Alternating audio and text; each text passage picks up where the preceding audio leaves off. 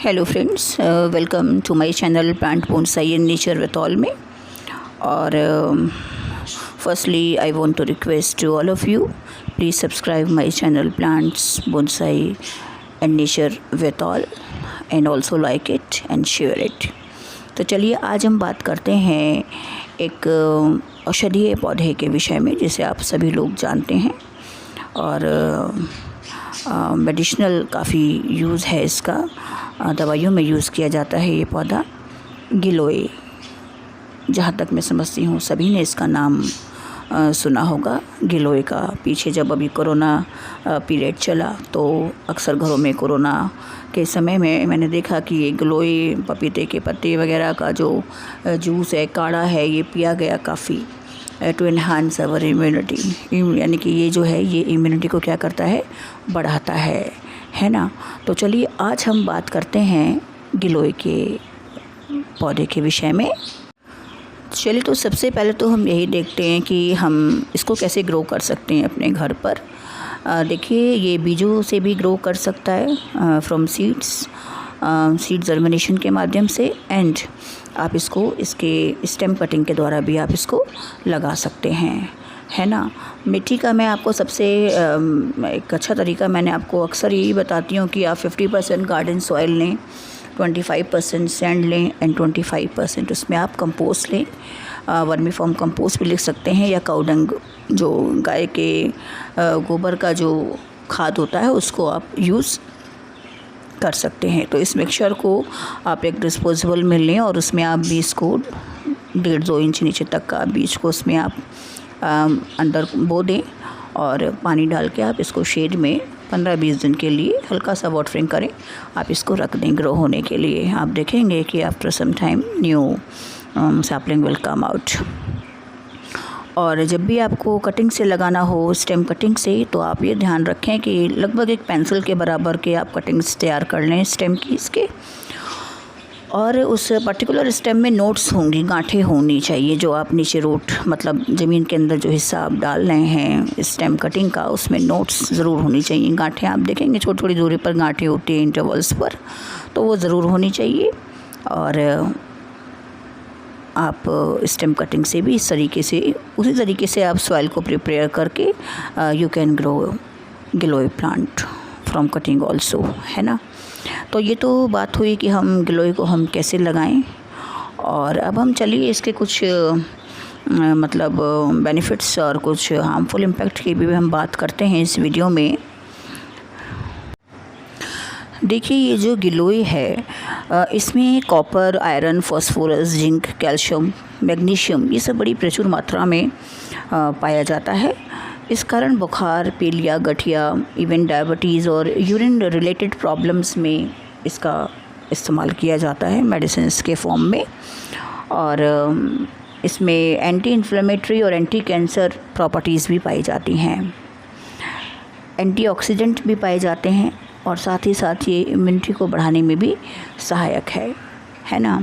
एक तरीके से हम कह सकते हैं जो गिलोय है ये सेहत का खजाना गिलोय को कहा जाता है ना। अच्छा, अभी मैंने आपको बताया, just I told you this, कि एंटीऑक्सीडेंट पाए जाते हैं। और मैंने पहले भी बताया कि जिस भी चीज़ में एंटीऑक्सीडेंट पाए जाएंगे वो बहुत अच्छे मेटाबॉलिज्म को तेज़ कर देता है, और जिसकी वजह से फैट बर्न भी, हमें फ़ैट लॉस में हेल्प मिलता है ना। तो गिलोय को हम क्या कहते हैं, सेहत का खजाना। गिलोय जो है ये अनीमिया को दूर करने में भी सहायक है, और पेट की भी कई बीमारियों में सहायक है, साथ ही कई एलर्जी की प्रॉब्लम्स में भी हेल्पफुल होता है। फिर भी अपने चिकित्सक से आप राय ज़रूर लें। गिलोय की जो तासीर अक्सर लोग पूछते हैं, गिलोय की जो तासीर है गर्म होती है, इसलिए अक्सर ये सर्दी जुकाम बुखार में इसलिए लाभदायक होता है। One thing I want to tell you कि जिनकी भी सर्जरी होने वाली हो उन्हें कम से कम 2 सप्ताह, लगभग 1.5-2 सप्ताह पहले ही गिलोय का सेवन बंद कर देना चाहिए। इसका कारण ये है कि जो गिलोय है वो ब्लड शुगर के लेवल पर गिलोय के इस्तेमाल से दुष्प्रभाव पड़ता है, जिससे सर्जरी के दौरान और बाद में भी दिक्कतों का सामना करना पड़ सकता है। तो जब भी कोई किसी बंदे की सर्जरी होने वाली हो तो आप इसके इस्तेमाल को आप बंद कर दें गिलोय के। किडनीज़ के विषय में कहा जाता है कि जो गिलोय है वो अपनी केमिकल प्रॉपर्टीज़ के कारण गुर्दे के कार्यों में सुधार करने में मदद करता है और अपने शोधन गुण के कारण प्यूरिफाइंग जो प्रॉपर्टीज़ हैं उसके कारण गुर्दों में रक्त के प्रवाह को बढ़ाकर अतिरिक्त विषाक्त मतलब पॉइजनस सब्सटेंसेस को बाहर निकालता है ना। तो नो डाउट गिलोय लाभदायक तो है, फिर भी मैं एक बात कहूँगी कि किसी भी चीज़ की अति अच्छी नहीं होती है। ज़रूरत से ज़्यादा अगर आप लेंगे तो इट विल हार्म। हाल ही में American Association for the Study of Liver Disease के आधिकारिक पत्रिका हेपेटोलॉजी कम्युनिकेशंस में छपी एक स्टडी के मुताबिक गिलोय इम्यूनिटी को बेहतर करने का काम करती है, लेकिन इसका अधिक सेवन शरीर में दिक्कतें पैदा कर सकता है। एक्सपर्ट्स ने कहा है कि ज़्यादातर लोग इसका इस्तेमाल जूस, चाय या काढ़े में करते हैं, लेकिन बहुत अधिक मात्रा में गिलोय का सेवन करने से हमें बचना चाहिए, है ना। क्योंकि गिलोय का लंबे समय तक का सेवन आपके लीवर को डैमेज कर सकता है। गिलोय को लेकर liver research club of India और 13 अलग चिकित्सा केंद्रों ने मिलकर एक स्टडी की,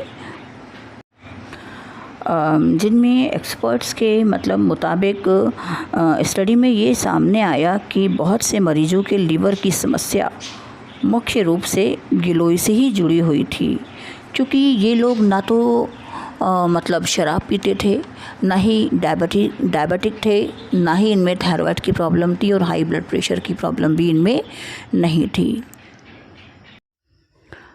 बल्कि इन मरीज़ों ने डॉक्टर की राय के बिना ही गिलोय का सेवन काफ़ी दिनों तक किया था, जिसकी वजह से एक एंटी न्यूक्लियर एंटीबॉडी पैदा हो गई और इसने लीवर पर अटैक करना शुरू कर दिया।